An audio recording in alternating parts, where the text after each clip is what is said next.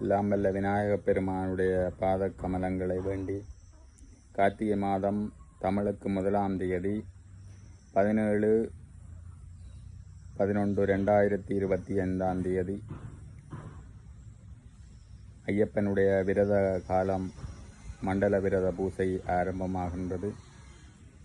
இந்த பூசை காலத்திலே அனைவரும் புனிதமாக இந்த விரதத்தை கடைப்பிடித்து ஐயப்பனுடைய சபரிமலை புனித பயணத்தினூடாக ஐயப்பனுடைய திருவுருளை பெற வேண்டி பெற்று வாழ்வாங்கு வாழ வாழ்த்தி ஐயப்பனுடைய வரலாற்றிலே ஐயப்பனுடைய சிறப்புகளை நாங்கள் எடுத்து நோக்குகின்ற பொழுது ஐயப்பன் மாயவனுடைய மோகினி அவதாரத்தினாலே அந்த மோகினி அவதாரத்தினூடாக சிவனுக்கும் மோகினி அவதாரம் எடுத்த விஷ்ணுவுக்கும் இணைந்த வடிவம்தான். இணைந்த பொழுது அவருடைய சங்கமத்தினாலே உருவான பெருமைக்குரிய ஒரு அவதார சிறப்பு. இங்கே பந்தள நாட்டு மன்னன் பிள்ளை வரமில்லை என்று பிள்ளை வரம் கேட்டு சிவபெருமானை அனுதினம் போற்றி வழிபட்டு கொண்டிருக்க காட்டிலே மகிஷி என்ற மகிடாசுரனுடைய தங்கை மகிஷியினுடைய அட்டூழியங்களை தாங்க முடியாமல் முனிவர்கள் யாகங்களை இயற்ற முடியாமல் பல இன்னல்களை சந்தித்து கொண்டு இறைவனை சிவபெருமானையும் மாயவனையும் வேண்டி தவம் இருக்கிறார்கள். இங்கே பந்தள நாட்டு மன்னன் பிள்ளை இல்லை என்று தவம் இருக்கிறார். இதே நேரத்திலே சிவபெருமானுடைய வரத்தின் காரணமாக ஒரு முனிவர் சிவபெருமானியை சோதிப்பதற்காக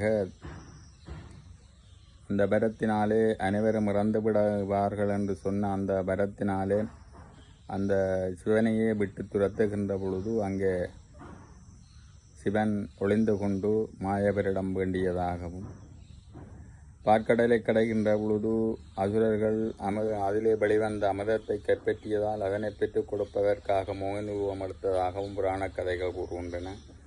இவற்றை எல்லாத்தையும் நிவர்த்தி செய்வதற்காக மாயவர் அதாவது கிருஷ்ண பரமாத்மா மோகினி ரூபம் எடுத்த பொழுது அதனை கண்ட சிவன் மோகினியோடு சங்கமமான பொழுது உருவானதுதான் ஐயப்பன்.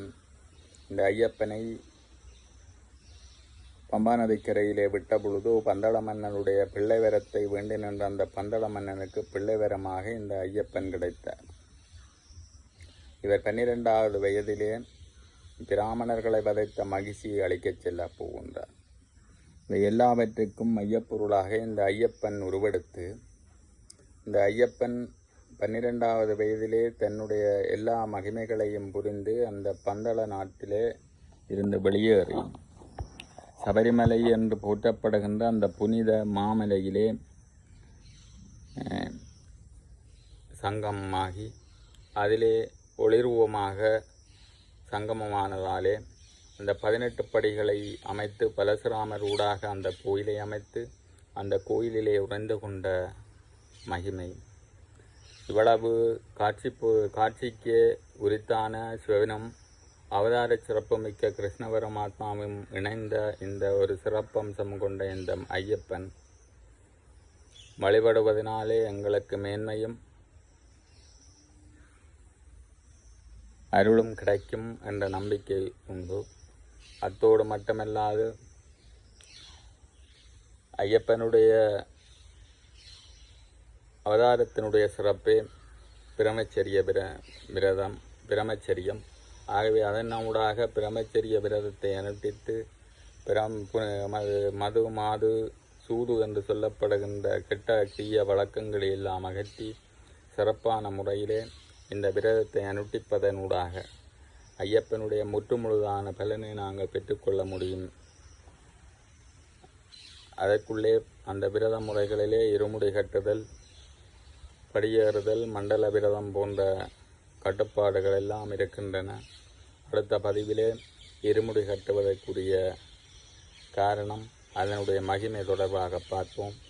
இவ்வாறு இந்த புனிதமான விரதத்தை, பிரம்மச்சரிய விரதத்தை மாலை அணிந்து சிறப்பாக அனுட்டித்து வாழ்வாங்கு வாழ்வீர்களாக. தொடர்ந்து அடுத்த பதிவிலே மாலை அணிதல், இருமுடி கட்டுதல், மலையேறுதல் போன்ற விவரங்களை நாங்கள் பார்ப்போம். நன்றி. எல்லாம் வல்ல ஐயனுடைய அருள் கிடைக்க வேண்டுகின்றேன். ஓம் சாமியே சரணம் ஐயப்பா.